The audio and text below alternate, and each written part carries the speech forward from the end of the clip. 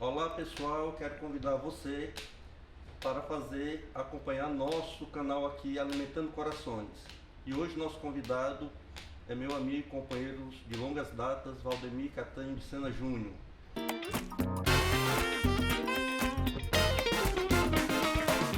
O Catanho foi a pessoa que me levou para o movimento sindical.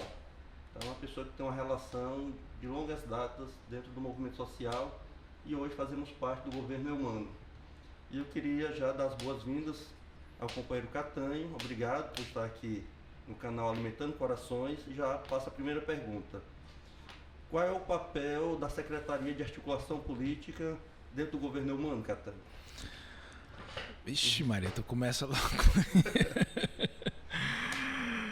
Bom, bom dia para quem estiver assistindo de dia, boa tarde para quem estiver assistindo à tarde, boa noite para quem estiver assistindo à noite. Bom, um governo, né, todo governo, o governo do Eumano não é diferente, ele precisa de um processo de articulação política, né? Os governos, eles são eleitos e uma eleição, né, pressupõe a organização de forças políticas, pressupõe a articulação de apoios, né, estratégias políticas para conseguir a vitória. E depois da vitória, qualquer governo precisa trabalhar para governar, né, para se manter no poder, para governar, para poder concretizar todos os seus projetos, todos os seus sonhos, todos os seus planos, para enfrentar os seus adversários, para enfrentar a oposição, enfim. Então, uma secretaria de articulação política, ela lida com tudo isso.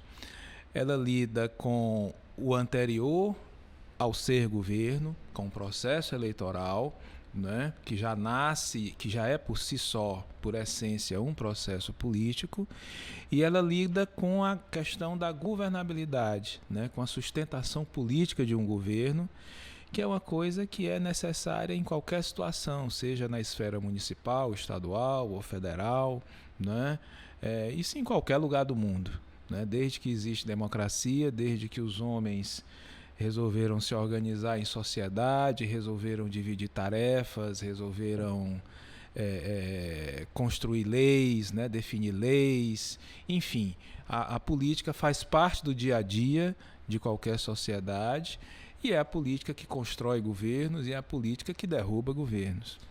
Catanho, você colocou aí das diversas esferas do poder executivo, seja municipal ou estadual. Você foi um dos principais secretários da nossa gestão municipal quando a prefeita Luiziane governou Fortaleza. E hoje você também faz parte do núcleo do governo Eumano. Qual é a diferença em administrar na esfera municipal da esfera estadual, ao seu ver, e sua experiência hoje nas duas esferas? Olha, tem uma diferença de tamanho, de escala, de complexidade, né? Uma coisa é uma cidade enorme como Fortaleza, né? Que é uma cidade grande, com 2 milhões e tanto de habitantes, né? Outra coisa é um estado com 184 municípios, né? Com as mais diversas realidades, as mais diversas situações de desigualdade, de necessidade de enfrentamento de problemas, entendeu? Então é uma complexidade maior, é uma dimensão maior. Eu acho que essa é a diferença principal, né? É uma diferença de escala, uma diferença de complexidade. O governo Eumano é um governo de continuidade, um projeto que vem desde o governador Camilo. O Ceará é um estado cheio de contradições, assim como é o Brasil, mas aqui tem uma necessidade maior do nosso povo. Nós temos visto aumento de investimentos, o Ceará hoje é uma referente à educação, mas temos muito ainda o que fazer pelo nosso povo. Quais são os desafios que você vê pela frente para que a gente possa superar essa contradição? Parte do nosso povo hoje vive numa situação de miséria ainda, mesmo que todo o esforço tenha sido feito nos últimos anos. Aí eu queria que você pudesse citar aí os desafios e o que é que o governo Eumano vem fazendo para que a gente possa superar essas contradições e melhorar a vida do nosso povo? Olha, nós temos muita coisa para fazer, né? Tem muita coisa para fazer. Se a gente parar para pensar, nós estamos na região mais pobre do país, que é o Nordeste, né? A segunda maior em população e talvez a mais desigual, né?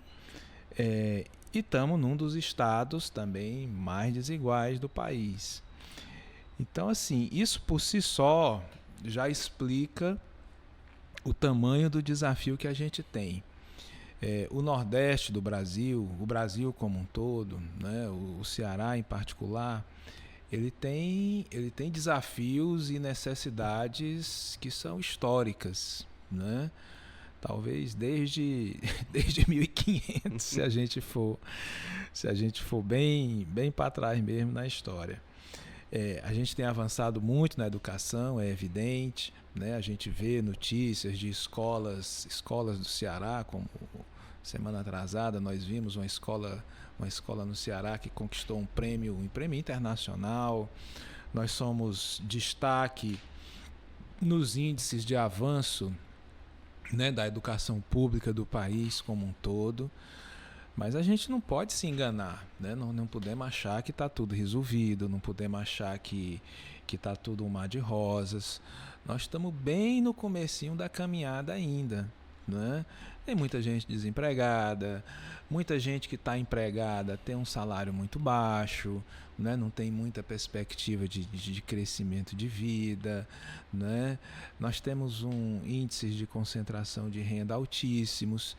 É evidente que tudo isso não vai ser resolvido pelo governo do estado somente, né? E são questões estruturais do país, né? São questões que já vêm se concretizando ao longo de séculos, né? Há décadas. Agora, cabe ao governo ter consciência disso, ter consciência do que tem que fazer, né? E ir enfrentando as situações. Essa questão do combate à fome, por exemplo, é claro que é uma questão emergencial, né? É claro que não é uma questão, vamos dizer assim, que ataque as raízes do problema, mas é uma necessidade urgente, né? Como se diz, quem tem fome que tem pressa, quem tem fome tem urgência, né? Então, só em a gente procurar garantir que nenhum cearense passe fome, já é muita coisa, né? Já é muita coisa. Então, isso combinado com mais avanços na educação, com mais avanços na geração de emprego, né? Com melhorias na nossa economia, no sentido de incentivar as vocações econômicas do Estado, a agricultura familiar, né? Indústrias que possam remunerar melhor o nosso trabalhador, a nossa trabalhadora, enfim. Então passa por um conjunto de políticas em que a gente vai se esforçando, a gente vai se dedicando dia a dia, todo dia, né, para enfrentar esses problemas. O Brasil, em 2014, saiu do mapa da fome da ONU. Nós tivemos um retrocesso desde o golpe contra a presidenta Dilma, e que infelizmente o Brasil voltou para o mapa da fome. Nós tínhamos como uma política de governo sucessivos desde 2003, quando o Lula assumiu a primeira vez. Depois do golpe, a gente teve todo um retrocesso social e econômico no país. E já com um ano de governo Lula, a gente já percebe uma mudança, tanto na economia como já melhoramento nos índices sociais do país. Isso a gente precisa fazer uma disputa política também de hegemonia, a chamada disputa de hegemonia. Como é que a gente pode organizar melhor o povo para que a gente não tenha retrocessos e que as políticas de governo possam ser políticas de Estado, para que a gente não tenha retrocesso novamente como a gente vivenciou? Como é que a gente pode incentivar a participação popular? Nós temos experiências, por exemplo, em países vizinhos, Venezuela e outros países, que a participação popular muitas vezes permite um aumento da consciência da população e que elas possam ter uma noção tanto da nação como de classe, e que ajuda isso ao enfrentamento do imperialismo e muitas vezes do capital.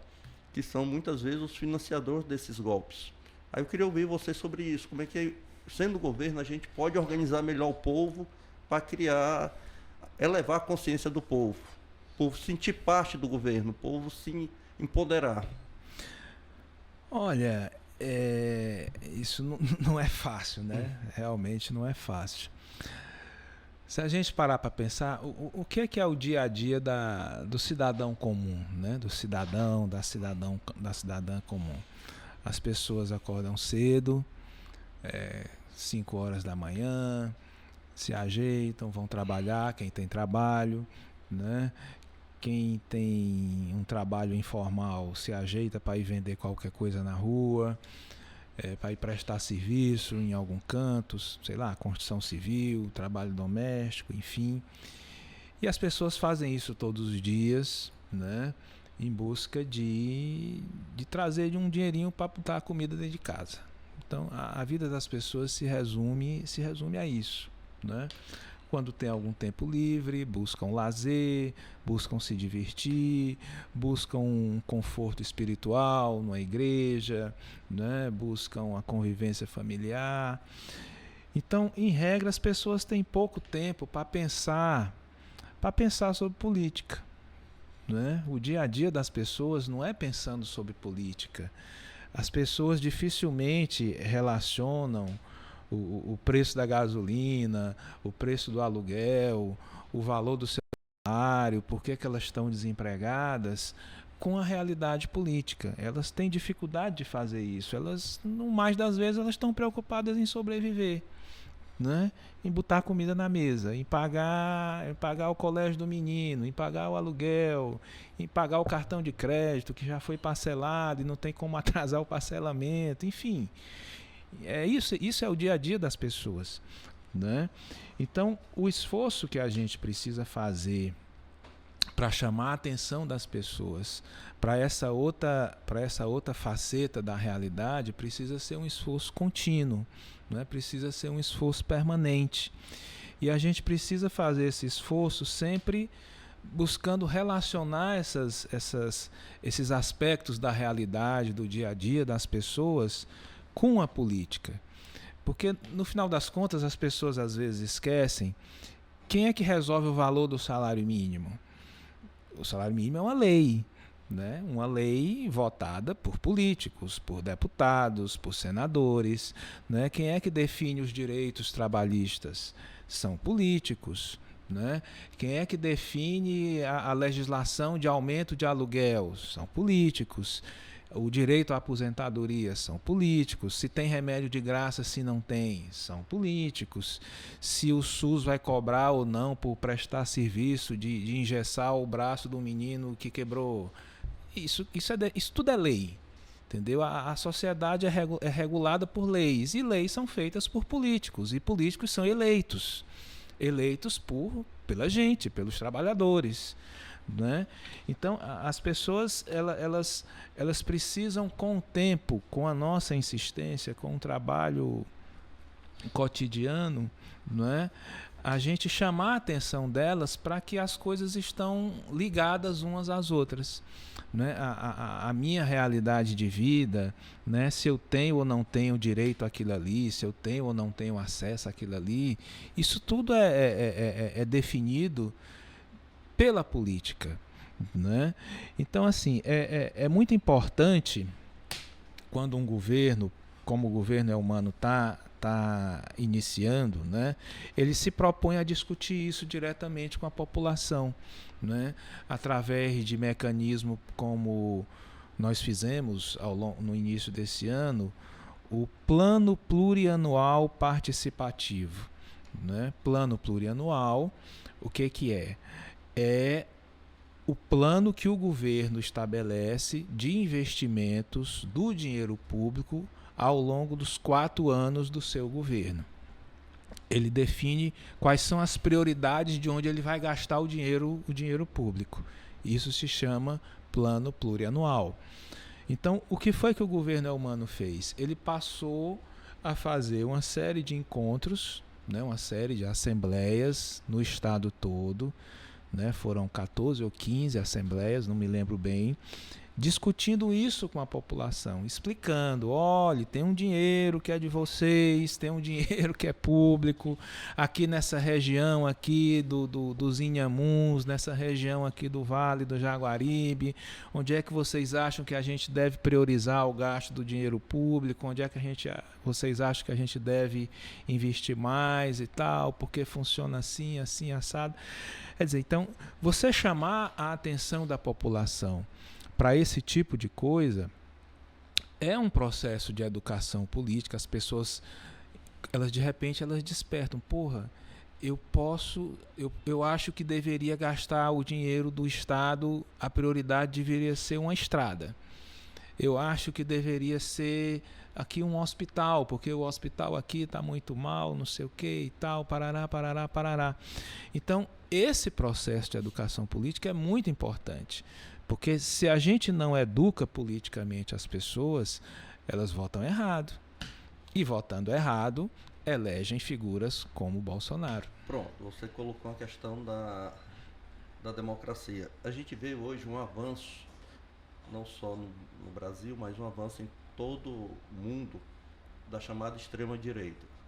Você teve uma vitória do Trump há 3 anos atrás, nos Estados Unidos. Há 7 anos atrás, nos Estados Unidos, você vê a possibilidade do retorno do próprio Trump na eleição do próximo ano.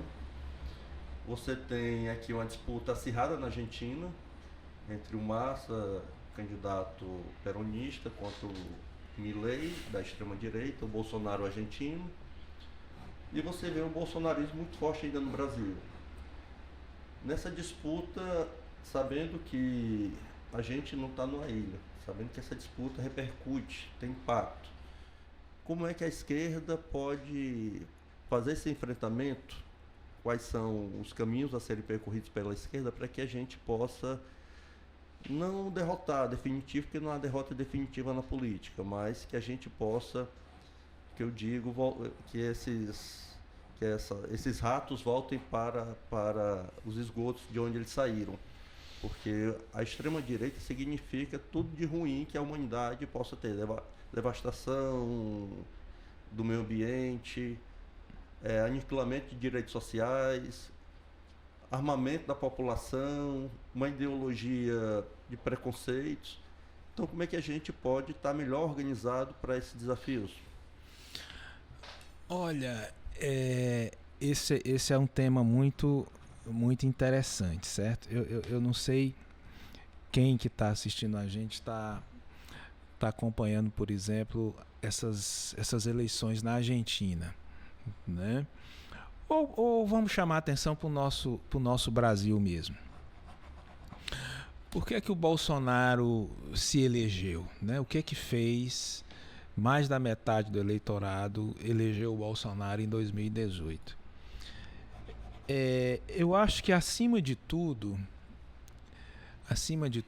uma decepção, uma profunda decepção com o que existia, né? Com aquilo que a gente chama de status quo, né? Uma profunda decepção com o sistema, né? Com o sistema político, com a democracia, com o Congresso, com os políticos e tal, né? E o Bolsonaro, ele, de forma bastante oportunista, ele verbalizou isso, né? Ele montou o discurso dele em cima disso. O Congresso não presta, são um bando de bandido, um monte de ladrão, a justiça também, e tal, e nós temos que mudar tudo. A mesma coisa que está fazendo esse camarada lá na Argentina.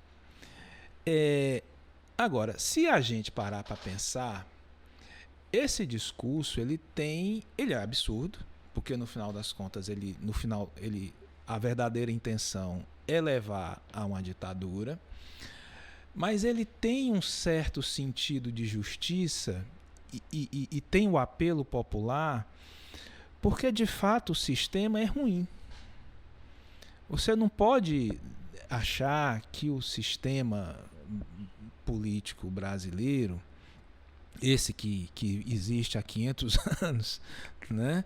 Que produziu todas essas desigualdades, que produziu todas essas injustiças, que isso não precisa ser mudado.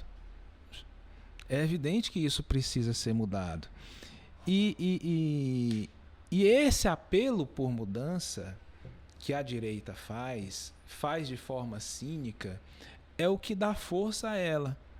Agora, veja bem, é um apelo por mudança para, no final das contas, tornar as coisas piores ainda para a maioria do povo.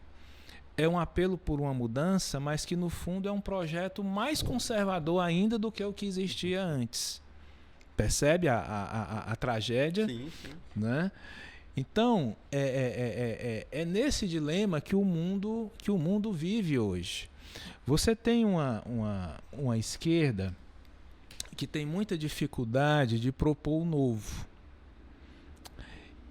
E à medida em que a esquerda tem dificuldade de propor o novo, de sinalizar que pode ter uma coisa nova vindo pela frente, uma coisa mais democrática, onde realmente as pessoas possam participar, onde realmente as pessoas não sejam enganadas, onde realmente o sistema seja justo com todos e tal, né? Na medida em que a esquerda tem dificuldade de sinalizar isso, e sinalizar isso com credibilidade, né? Das pessoas acreditarem realmente, essa decepção com a esquerda, ou essa falta de credibilidade da esquerda, fortalece essa direita.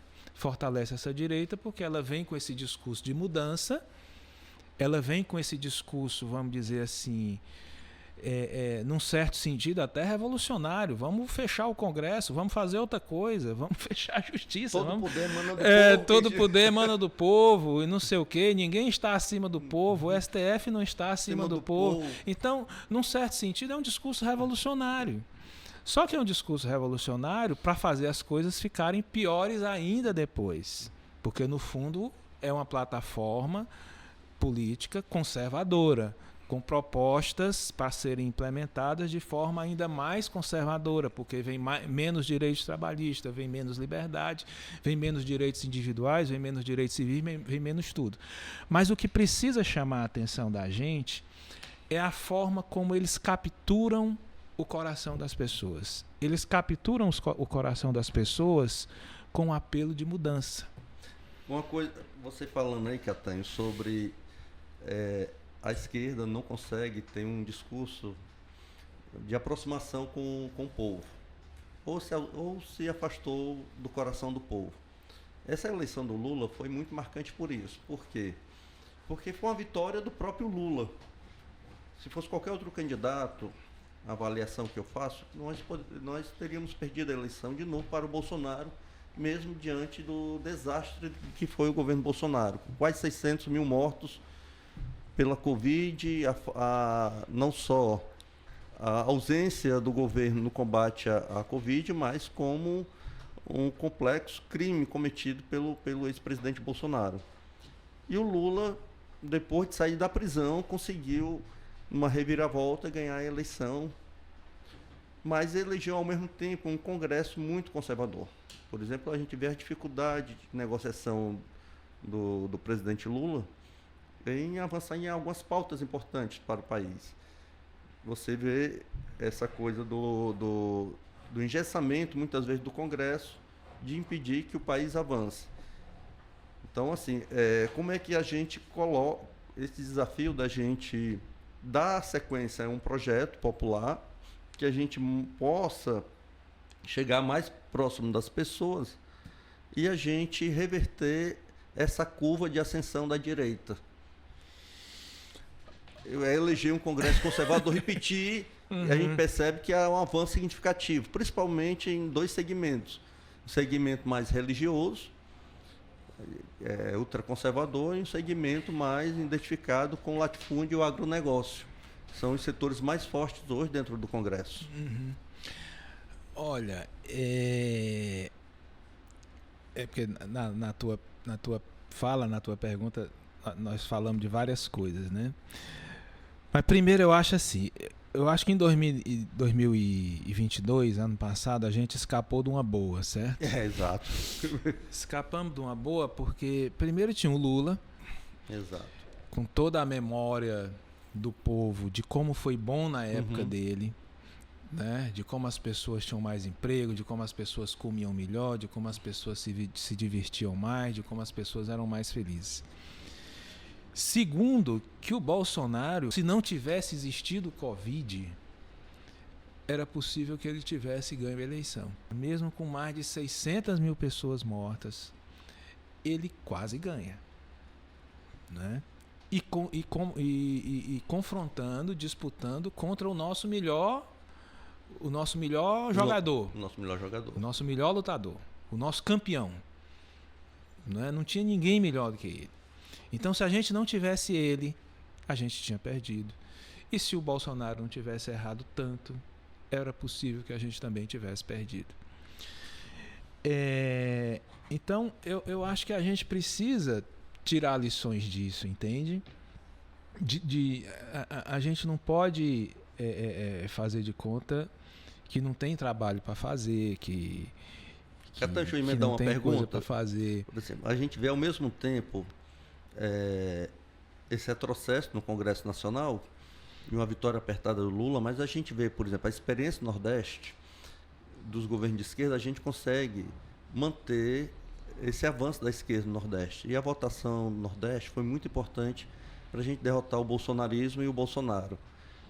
Qual é a experiência diferenciada do Nordeste que a gente hoje serve como exemplo tanto de avanço como consolidação de um projeto popular?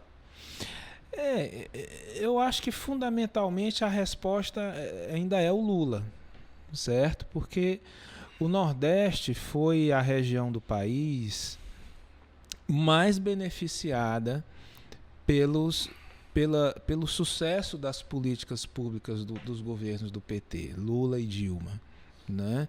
Foi aqui que a renda cresceu mais, foi aqui que a desigualdade diminuiu mais, foi aqui que as pessoas sentiram mais melhoras concretas nas suas vidas. É onde está mais forte essa memória, é onde está mais forte esse reconhecimento. Né? Então isso é o que sustentou politicamente essa nossa vitória. Né? Foi o que deu uma votação expressiva para o Haddad em 2018, foi principalmente no Nordeste. Né? Então a vitória do Lula se explica muito por isso, muito em função do que foi feito no passado. Né? E da esperança de que as coisas venham a melhorar a partir da vitória dele. Né? É evidente que as pessoas têm esperança, né? Têm uma expectativa positiva, não foi só não, vou votar porque você foi bom para mim. Não, eu vou votar porque você foi bom para mim e eu tenho certeza que você pode fazer minha vida melhorar de novo. Acho que é principalmente esse raciocínio. É evidente que no conjunto dos estados do Nordeste nós temos majoritariamente governos que não são bolsonaristas, que não foram eleitos governos bolsonaristas em 2018. Isso também ajudou muito. Né? O apoio desses governadores, as políticas públicas que esses governos vêm fazendo ao longo dos anos, né? Isso cria uma sinergia, uma coisa ajudando a outra, né? Diferente do que a gente tem, por exemplo, no sul do país ou no centro-oeste, principalmente. Né? Agora, essa questão do Congresso, de fato, é uma questão que precisa ser enfrentada, porque qualquer governo, vamos supor que o Lula se reeleja novamente daqui a 3 anos, se o povo não tiver consciência suficiente para que eleja uma expressão maior, né, um número maior de congressistas, de deputados e senadores alinhados com o nosso projeto, alinhados com o projeto do Lula, o governo vai viver a mesma chantagem que vive hoje. Entende? Não vai mudar isso. Que as pessoas se queixam assim, porque o Lula deu o ministério tal pro Centrão. Mas como é que não dá? Não dá. Ele tem que aprovar as coisas do Congresso. Entendeu? Ele tem que aprovar a reforma tributária, ele tem que aprovar o aumento do salário mínimo, ele tem que mudar esse negócio do teto de gastos. Se ele não der, ele não governa. Na verdade, eu digo até mais, se ele não der, ele cai. Ele repete a trajetória da Dilma. Entende? Então, Isso passa, aí voltando ao início da nossa conversa, isso passa por um processo de educação política. As pessoas têm que entender o seguinte: eu tenho que votar no Lula, mas eu tenho que votar num deputado do Lula. Eu não posso votar num deputado que quando chegar lá na frente, ele vai ficar chantageando o Lula. Ele vai dizer que só está com o Lula se o Lula der não sei o que para ele. Entende? Então, e esse processo precisa começar desde já. Não dá tempo fazer esse processo só no período eleitoral. Certo? Só naqueles 45 dias da eleição entre 15 de agosto e início de outubro. Não dá tempo. Nós temos que fazer isso desde agora. Né? É uma coisa que a esquerda, os sindicatos, os movimentos e etc. precisam se dedicar a esse trabalho, porque se não fizerem isso, nós não vamos mudar muita coisa. Nós temos que reconhecer como é que o jogo funciona, como é que o sistema funciona. Você colocou uma questão sobre esse alinhamento do governo com o Congresso. Se a gente pode melhorar aí a partir de a formação de um novo Congresso no próximo eleição. Mas eu queria também tratar do alinhamento com o governo federal e do governo do Estado. O governador Camilo foi um dos exemplos, junto com outros governadores do PT, no combate ao Covid. Vários investimentos na área de saúde, tanto no atendimento aos pacientes Covid, comprou o hospital como Leonardo da Vinci, montou uma estrutura capaz de suportar toda a demanda que era apresentada, diferente do governo federal. Então, o governador Camilo passou por 3 grandes desafios que eu digo. Teve um enfrentamento à greve ou motim dos policiais, teve problemas também na área de segurança e conseguiu superar esses problemas juntamente depois com a Covid. Isso, o governo federal sendo o Bolsonaro. Hoje, o governador Eumano governa com o governo federal como um aliado político. E isso ajuda muito, não é? Na execução de projetos para o Estado, de investimentos. Não, é evidente que ajuda, né? Ajuda demais. Basta a gente trabalhar com a informação que durante o período que o Bolsonaro governou, o governador Camilo não foi recebido uma vez sequer pelo presidente Bolsonaro. Quer dizer, uma coisa totalmente absurda. Totalmente absurda. Né? Como é que um presidente, né, da República não recebe um governador apenas por uma questão de divergência política? Né? Isso para não falar de que nós temos um governo, né, no caso o governo Lula, que tem sensibilidade social, sensibilidade para com os problemas do povo, né, que está disposto a enfrentar os desafios que a gente entende que tem que ser enfrentados também, né? Um governo também que entende que é preciso enfrentar o problema da fome, né? Um governo que nos ajuda na questão da geração de empregos, um governo que quer incentivar a agricultura familiar, quer incentivar o pequeno negócio, um governo, enfim, que tem as mesmas preocupações que nós temos, né? Então, eu não sei te dizer quantas vezes o governador Eumano já teve com o presidente Lula, mas é possível que já tenha sido mais de uma dezena de vezes. Né? Enquanto em 4 anos o ex-governador Camilo não foi recebido pelo presidente Bolsonaro uma vez sequer. Então acho que só esse dado já diz Falando tudo. em alinhamento político, você tinha no governo Camilo também um alinhamento com a prefeitura. Tinha chamado Pacto por Fortaleza e hoje não existe esse pacto mais, porque o governo do Estado e a prefeitura estão em campos políticos diferentes. Isso engessa, por exemplo, a ação do Estado em Fortaleza. Muitas vezes o governador ou o governo do Estado quer executar uma obra em Fortaleza é impedido porque a prefeitura não permite. Dá um exemplo na construção de areninhas. Às vezes o terreno é da prefeitura e o prefeito diz, não, nós não queremos que o governo construa, nós vamos construir aqui por conta própria. Ou mesmo chegou ao absurdo de que em algumas obras da CAGES, que você precisa fazer o recapeamento daquele território, daquela rua, e a prefeitura, os vereadores sobem à tribuna para denunciar, dizendo que o governo está recapeando ruas de Fortaleza.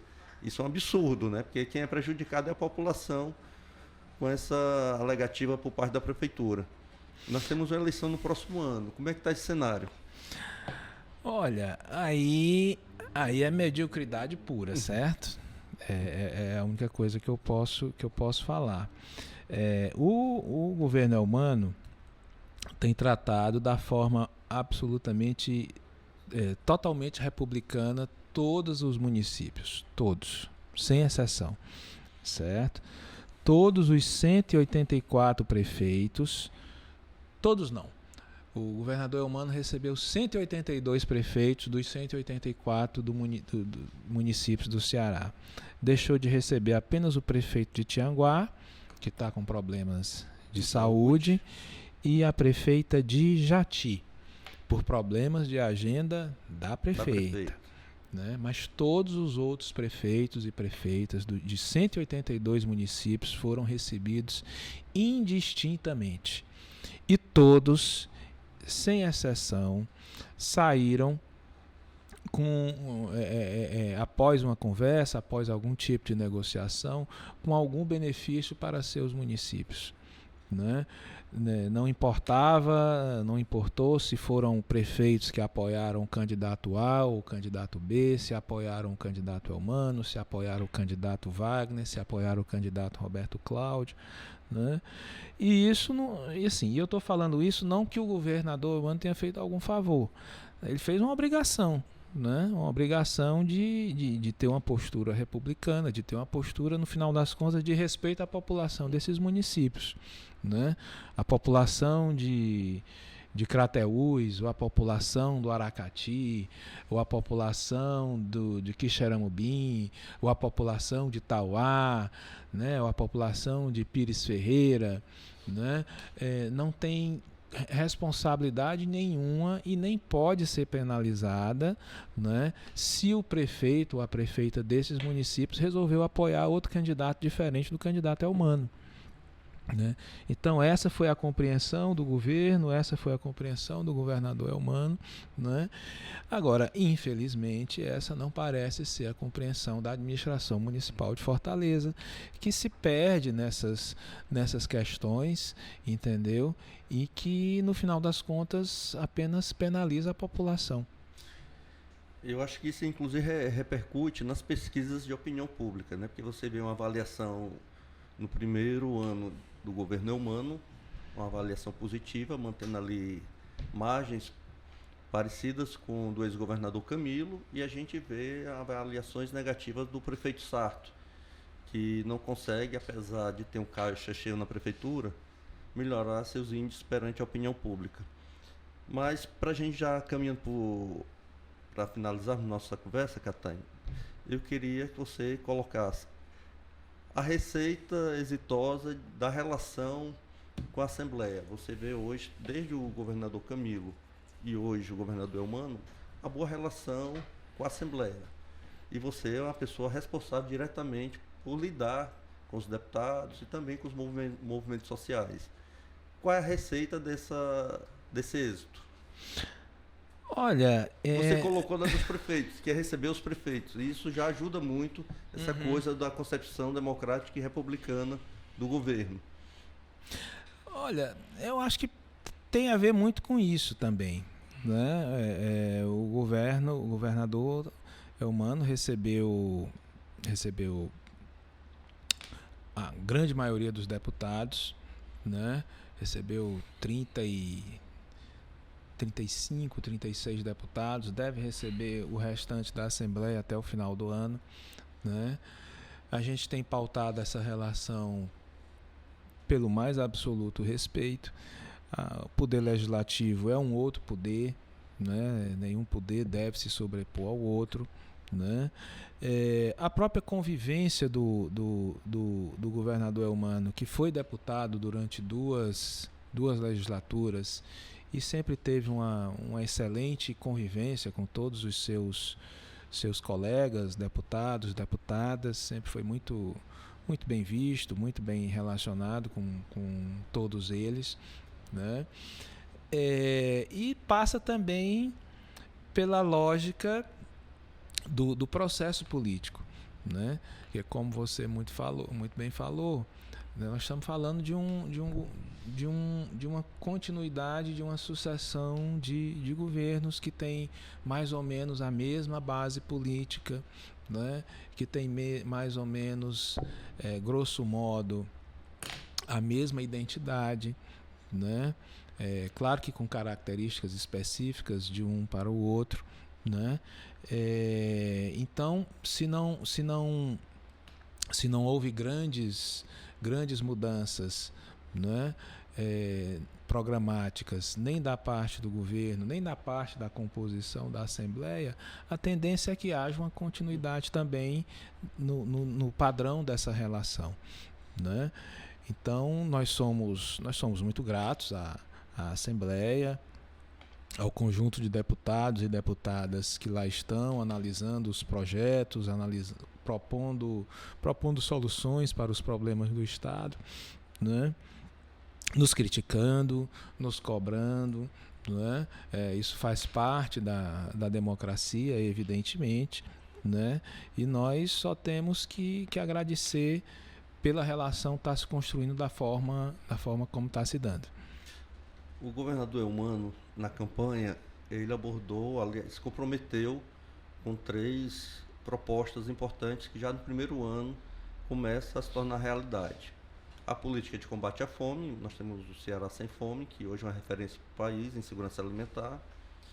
Zerar a fila de espera das cirurgias seletivas e a isenção da tarifa de transporte público para a região metropolitana de Fortaleza, exatamente. Então já são 3 compromissos assumidos durante a campanha que se tornam realidade do nosso povo, mas tem muitos desafios ainda. Fora esses 3, o que é que ainda podemos esperar do governo daqui para frente? Olha, acho que a população do Ceará pode esperar muito trabalho, né? Muito trabalho, muita dedicação. Quem dera que essas 3 questões fossem as únicas questões a serem resolvidas, né? Fossem as únicas coisas que, vamos dizer assim, que o governo do Ceará devesse ao povo do Ceará, mas nós... E é bom assim, só para reforçar também o esforço do governador Eumano de atrair investimentos, principalmente na chamada combustível verde, energia verde. E aí é importante para que também a geração de emprego, melhorar os índices econômicos do Estado. Veja bem, se você olhar, não só para o Ceará, mas se você olhar para o mundo, eu acho que isso é o mais importante, é a gente entender que tem muita coisa para fazer. Entendeu? A gente não pode se perder em autopromoção, em propaganda, enfim. É claro que a gente tem que ser justo com a gente mesmo, né? Mas veja bem, nós temos um desafio enorme na segurança pública, né? Essa realidade de disputa de facções, que é uma realidade que está presente praticamente em todo o país, né? Recentemente nós vimos uma situação muito grave na Bahia, nós vimos no Rio de Janeiro, que é até mais grave, porque além da questão do tráfico, né, de facções de tráfico, você tem a questão das milícias. Isso é presente em São Paulo, isso é presente no conjunto dos estados brasileiros, né? Então isso é um desafio muito grande que a gente tem que enfrentar e a gente tem que ter consciência disso. Essa questão que você falou das energias renováveis. Ontem, não sei quem de vocês viu, mas uma matéria no Fantástico, né? Falando tanto dessa questão do calor, 5 graus acima da média em vários estados brasileiros, né? Enchentes, chuvas acima da média normal, secas acima da média normal na Amazônia. O mar invadindo apartamentos, condomínios no Leblon, no Rio de Janeiro. E essa questão do aquecimento global e etc, etc, etc. Isso aí não é um desafio do Ceará, isso é um desafio planetário, isso é um desafio global, né? Isso é um desafio a existência da humanidade, né?